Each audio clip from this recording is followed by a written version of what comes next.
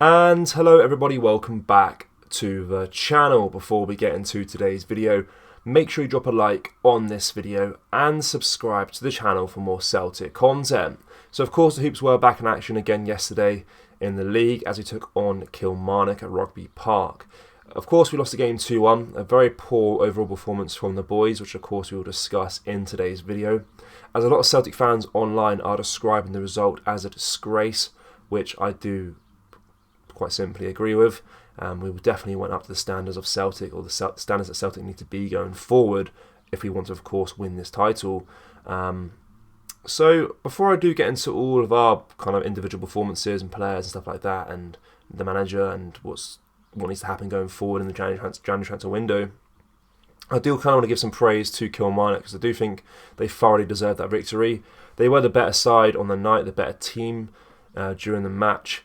And of course they deserved that victory. So credits given where credits due. Kilmarnock were a lot better than Celtic. I don't think they were amazing, but that just shows how poor Celtic were throughout that game, of course. I mean, especially that second half, which was just absolutely terrible. But it's somewhat surprising that this is our first defeat of the league so far this season. It's not surprising that it's come, but it is surprising that this is our first defeat in the league so far. If you look back on some recent performances in recent weeks, let's forget Europe completely for a second here. Let's look at the league in domestic football. The draw against Motherwell was poor. The first 45 against St Johnstone was very, very poor, and I describe that as the worst 45 minutes of football I've seen at Celtic so far this season. And of course, the game yesterday overall was poor. The first 45, there was some glimpses of good football here and there, but still not up to the standards of Celtic Football Club at all. And that second half performance was absolutely terrible. So let's go back to the St Johnstone game quickly here, because I said a week today, last Monday, that first 45 minutes against St Johnstone was the worst 45 I've seen so far from Celtic this season.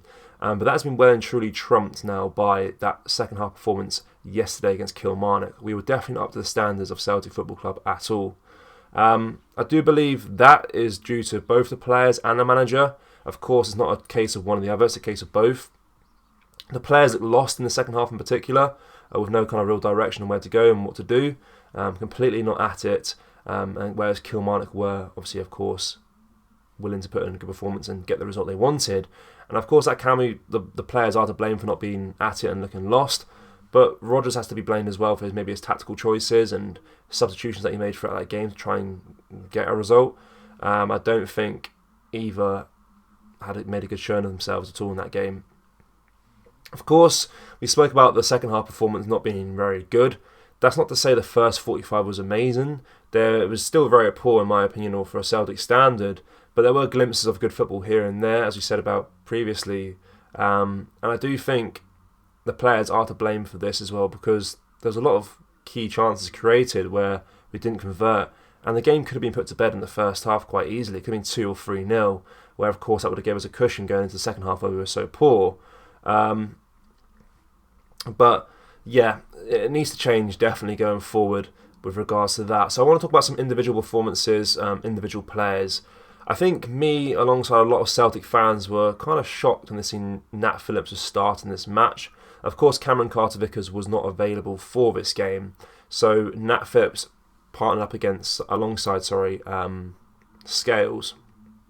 Now, don't get me wrong, I don't think Lagerbilk or Milwaukee are amazing defenders, but I do think that they're better choices than Nat Phillips. And if you bear in mind, as well, that Nat Phillips is leaving in January at some point to go back to Liverpool, his obviously club he's on loan from. It's a surprising call from Brendan Rodgers that he put faith in Nat Phillips to, fight for the badge and play for the badge when he's leaving in 3-4 weeks. It's just a bizarre choice overall, and of course he stunk the place out and was absolutely terrible. I don't think Milwaukee or Lagerbilk are the best defenders in the world, but I do think they could have done a better performance than what I've seen yesterday from Nat Phillips. So, of course, he's going to leave the club at some point, but I'll be glad to see the back of him. Being a poor signing, of course, which kind of summed up our summer transfer window overall, to be completely honest with you. Now, Greg Taylor as well and Joe Hart were mentioned as well. I've said for the last few weeks now, not up to Celtic standards. Greg Taylor's a backup left back at best. Joe Hart's way past his best, too inconsistent. You never know what Joe Hart you're going to get. Sometimes he can make some good saves, but you just can't rely on him. He's just so inconsistent. Greg Taylor I would keep around, of course, as a backup choice maybe, but we definitely need a new left back and a new goalkeeper in January. No wait until the summer. We need it in January because, quite frankly, there's a title race on our hands right now as well. Of course, Rangers getting their results. Now, another weird one as well was to see Yang and Forrest on the wing. Of course, finishing the game on the wing. When you're 2-1 down in a game and you look at your wingers and you're thinking, a pass at James Forrest here and a young Yang who's not really proven himself to get you a goal is not a good sight. And it shows how bad things have gone for Celtic this season.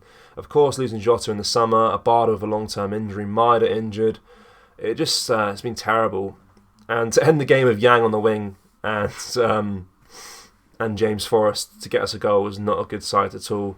That could be down to Rodgers, I suppose, with some of the changes he made. But can it though? Because he can only use the tools that he has at his disposal. And finally, Kyogo, a player that put in a lot of effort in the game, I thought, but just wasn't up to the standards again. Of course, partly to blame he has to partly blame himself, but you could blame Rodgers a little bit as well due to the position that he was playing on the pitch, just behind O. Not his natural position, of course. He plays better as a sole striker, in my opinion, as a number 9. But yeah, wasn't up to the standards, of course, and I don't think he's been up to the standards that he's proven that he can be the last 2 years at the club, which is sad to see. But those are the kind of players I wanted to talk about briefly a little bit. I now want to talk about, obviously, January transfer window that's coming up. We have £70 million to spend. We spoke about, of course, how much money's in the bank to spend, and it's a shame that we have so much money in their bank account that we're not even going to spend it, though. The club doesn't want to spend any money, doesn't want to invest into the team, and we desperately need it. So, come this January as well, it's been 2 years, I'd say, since we had a decent transfer window. January 2022 was the last time we had any decent group of players coming through the door. So, of course, Hatate, O'Reilly and Maida all joined in that January transfer window.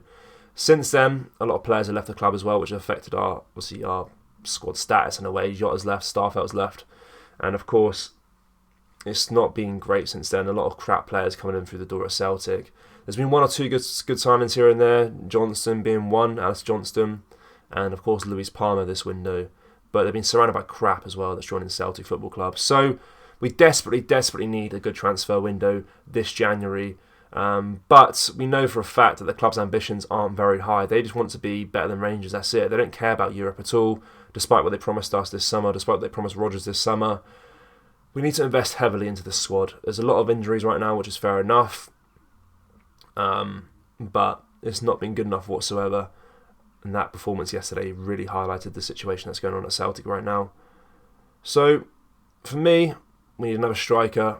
Definitely need a new left back. Another central defender. New goalkeeper. Another winger as well, if they've got so many injuries right now. It's ridiculous. But we have money to spend. It needs to be spent in January. But let me know what you make of that performance yesterday. Of course, it was very, very poor. Who would you want to see be signed this transfer window? Do you think Brendan Rodgers will be back this January transfer window? Or do you think it'll just be more false promises that he'll have money to be spent, but it won't be spent at all? Let us know down in the comment section below. That brings us to the end of today's video, guys. Make sure you drop a like on this video and subscribe to the channel for more Celtic content. Thank you. Take care. Bye-bye.